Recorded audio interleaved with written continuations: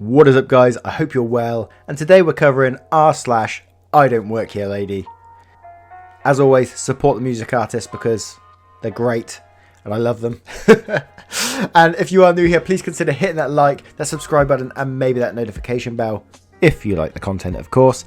And with that being said, let's get into today's stories. Our first story is from App Clips. Karen sees me feeding my newborn and still demands I help her because her time is too valuable. I went to Walmart today with my wife and newborn, looking for a bike for our daughter. To our surprise, the store was not very crowded, but it was still a bit busy, as you can all imagine, due to the holiday season. We arrived at the bike racks, and my wife had the urge to go use the bathroom, so I stayed behind trying to determine which one was more fitting for my daughter. Suddenly, the newborn wakes up crying, and I start scrambling to prepare his bottle, as it was time to feed. As a good father as I believe I am, I could not find a fucking thing in the diaper bag, so the chaos was becoming real very fast. Enter Karen, equipped with high heels, sunglasses, a hat worthy of the Kentucky Derby, and a dress straight out of a romantic scene from an 80s movie. "Excuse me, help me get this bike down. Excuse me." I knew she could not be talking to me because I was clearly struggling to open a zipper on a bag, while the deafening screams of my baby were driving everyone else away. "Excuse me, do you speak English?" I took a peek over my shoulder, and wouldn't you know it, Karen was staring directly at me. "Are you going to help me?" I kept ignoring her and managed to get what I needed out of the bag, while my son made his best attempt to break every glass in the store with his high-pitched screams. At that exact moment, my wife showed up, and somehow I managed not to curse this lady out. In fact, I politely replied, "Can you give me a moment, please?" I finished preparing the bottle while my wife held the baby, handed my wife the bottle to feed our son, and I turned to face evil Karen. Karen said, "Are you going to help me? Did you realise I was busy with a baby? I don't have all the time in the world to chit-chat. Are you going to help me or not?" "Which bike do you want?" "That one right up there." She pointed at the exact one I had eyeballed when I first arrived, so I calmly pulled the rack forward, took the bike down and started walking, bike in hand, towards my wife. Karen said, "You can just leave it right there." I said, "Oh, I didn't get this down for you. I got this down for me. I'm buying this one. Learn some fucking manners, you old cunt, and take your fucking shades off. It's 7:30 at night." "How dare you!" My wife bursted out laughing so hard that the baby started crying again, but this time I didn't mind the noise, as it was blocking Karen's mumbling and swearing as we walked away with our daughter's new bike. Edit, didn't expect this much action on my vent session. Thank you, kind strangers. A few clarifications. I went with my newborn baby boy to get a bike for my daughter. 2. The story is not fake, although I wish it was. I like that story. It's a nice subtle revenge, and that's what I like, because they're the ones that gets the Karens the most. They hate that. They hate that because you don't swear at them or nothing like that. You just take away something they want. Karens are pretty much just overgrown toddlers. Our next story is from BL Godwin. "I'm just a student, Karen." I was cleaning some kiln shelves off in the ceramic studio during open lab hours. A student and her mother came into the kiln yard, and I overheard the student say, "Oh, my pieces didn't get fired." "Not my business. I'm just a student. I'm wrapping up my last personal firing of the semester." A few seconds later, there is an aggressive, almost painful tapping on my shoulder. "Why didn't you get her work fired? It was supposed to be ready to take home today." The student says, "Mum, that's not my teacher." This goes unheard or ignored by the mother. "Sorry, I'm just a student here. I don't fire others' work." "We need her work done by Friday. She's graduating and we're leaving the state. You're so selfish for not putting her stuff in the kiln. I saw how much room you have in there." Student looking obviously mortified behind her mum. I explained that I was firing the porcelain and that her daughter's work was low fire clay and would have melted in the kiln. Also that I'm not allowed to fire the students' pieces unless given the go ahead by my professor. The mum says, "That is unacceptable. Get off your fat ass and fire her work. I paid $1,500, bullshit by the way, for this class, and she's going to take home everything she made." I go back into the studio. The mum followed me into the upper division area, which is off limits to most people. "Get back here!" I ignored her, just trying to wrap up a couple of bowls so I can put them in my bag. She then notices all the work in the advanced space and starts touching it. The mum says, "Why aren't the intro classes given projects like this? For how much the course is, the content should be better." The student says, "Mum, we need to learn the basics first." Also ignored. I'm now blocked from exiting the space by a very angry woman who's got a hand on a sculpture my classmate has been working on all semester. She keeps telling me I'm lazy and that firing takes no effort because the kilns are self-regulating. Our kilns are gas and need constant monitoring over several hours. Finally, my saving grace arrives, our shop manager, who's kind of an arsehole with a short fuse, but who I appreciate deeply for all he does, appears behind her. I can see the student pale, a little bit knowing what's coming. The lab manager says, "What the fuck are you doing in the advanced space?" Mum starts going off again. My lab manager looks calmly at me and tells me I can go. He clears the way and I take my chance. And just as I'm leaving the studio, I can hear him start yelling. Justice at last. But my god. Saved by a proper adult. Our next story is from Ziploc Bob.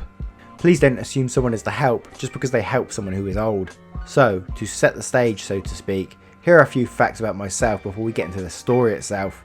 I'm an army combat veteran and I have PTSD, as well as a messed up spine that causes me to occasionally lose sensation in my right foot and leg.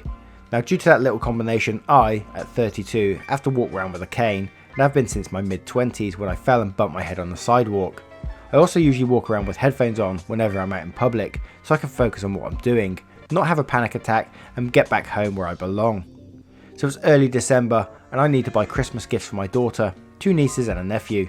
While I am not one to go out shopping because of the previously stated reasons, my wish to spoil the kiddos outweighs my discomfort. So I go out shopping with my girlfriend to a store that buys the overstock from other stores and sells them for cheap. So my girlfriend and I decided to divide and conquer. I will take care of my nephew and one of my nieces, and she takes care of our daughter and the other niece, with us regrouping occasionally, so if we find something for the other one, we can compare, reorganise our carts and continue on, and eventually check out together. We've done this before and it typically works, and if things get too bad, she waits with the cart while I stand outside for 10 minutes to get my body to calm down. This being a Sunday when we get there, and the fact that this place usually has an older clientele, I'm not surprised that most people here look like your normal group of retirees, and people who just got out of church service they just attended. But this place was packed this day, just a sea of little old ladies and their husbands who you could tell did not want to be there as far as the eye could see, and their grandchildren run along with them. With this, I put my head down after taking a deep breath, and just grab a cart and use it as something to catch myself with in case the leg acts up, and toss my cane in, slowly going through the aisles. After grabbing a few presents, I see a little old lady that the best way to describe her is a double of "Where's the beef lady?" The lady is struggling to get a box that is awkwardly large into her cart, with the help of her grandchild, who is admirably in helping her, but kind of failing because he cannot be older than 5 at most. So I take my headphones off and ask her, "Excuse me mum, may I please give you a hand with that?"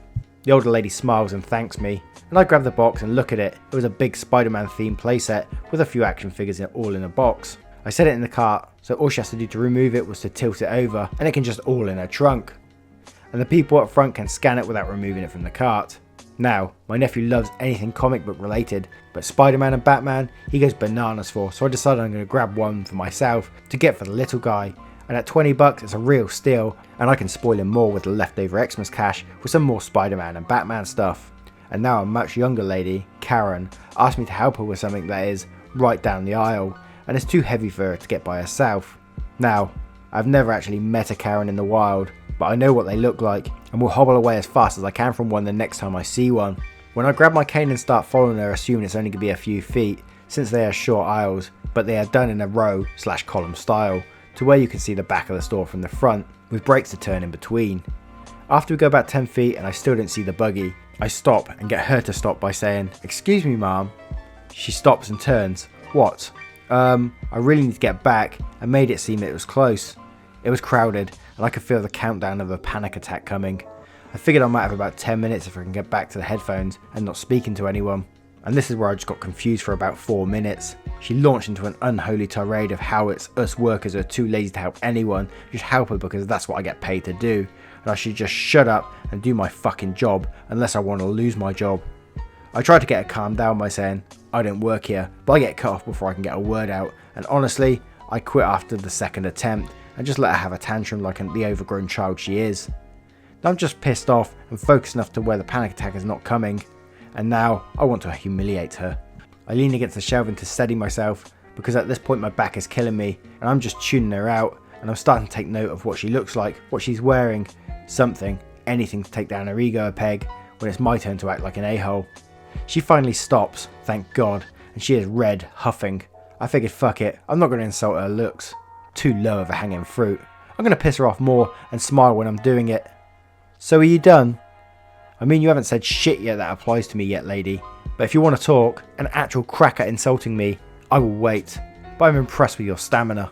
She is shocked. How fucking dare you? I want to talk to your boss right now. I chuckled at that, then I had an idea. A terrible, horrible, wonderful idea. Sure, let me call them. Always happy to help. I then called my girlfriend and said, hey boss, can you meet me over by the toys next to the food and soda? I have someone here that you need to talk to. I then hung up before she could respond and quickly text her that I have finally found a Karen in the wild and she actually thinks I work here. Told her I'm calling my boss and to get here and run with it. The Karen tries to start again, but before she does I ask her, please wait for my boss to get here. You can tell her everything, otherwise I will ignore you and you will just exhaust yourself. This, of course, is pissing her off to the point where I think she fried her brain trying to come up with a way to get to me. She is stammering when my girlfriend walks up and asks her what's wrong. Karen replies, your employer will not do his job and help me to earn his paycheck and then insults me for it. I interrupt her and ask my girlfriend, hey boss, can you tell her how I earn my paycheck? Then my girlfriend smiles and looks her in the eyes. Actually, he gets his paycheck from the VA because he is a disabled veteran and doesn't work here. I don't work here either. I'm his girlfriend and caretaker because he has PTSD and a bad spine. Karen goes white, obviously feeling horrified about what she just done, and all the older people just staring knives into her. But, you were helping people put things in their carts. I reply, no, I helped one person put one thing into their cart, and it was not heavy, just big and awkward, and she was old as the hills. You, however, are young and have eyes that work. Do you see a name tag, lady? No. Did you look for one? I'm guessing not. Are you a massive bitch right now? Oh yeah. Good news is you pissed me off enough to where you frazzled me out of having a panic attack. So thanks and fuck you. I just walked off and my girlfriend follows me. P.S. I did grab the Spider-Man toy for my nephew. He went crazy over it. It does me good to see the little ones happy. The best way to bring them down. She must have felt about 2 feet tall after you did that. Oh, that must have been amazing to watch. See if the store's got CCTV of it. Let's get that online. That go viral. Once again, thank you all for being here. It really does mean the world that you take the time out of your day to watch these videos. It makes a huge difference to this channel. We're slowly coming back. It's taken some time, but with your help it's really turning things around. So if you do enjoy this content, please consider hitting that like, that subscribe and that notification bell, because as I said before, it makes a huge difference. And commenting as well. I love reading your comments. These are the things that keep me posting more content. Thank you so much, guys. You have a great day now. Much love.